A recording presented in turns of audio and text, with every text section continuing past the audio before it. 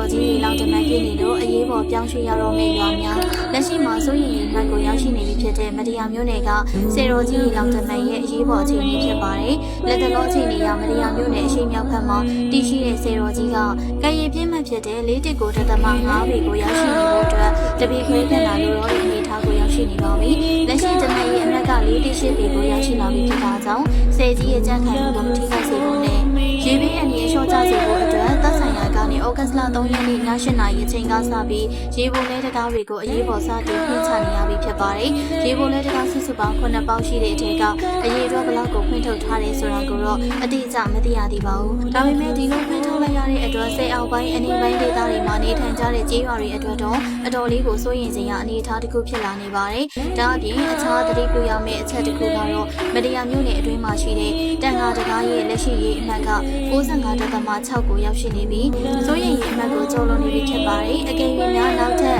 ရေ3ပေလောက်ထပ်သက်လာခဲ့မယ်ဆိုရင်တော့မြို့ရွာကားလမ်းတွေပေါ်အထိပါရေကျော်ဝင်လာနိုင်တဲ့အန္တရာယ်ရှိနေတယ်လို့သိရပါတယ်။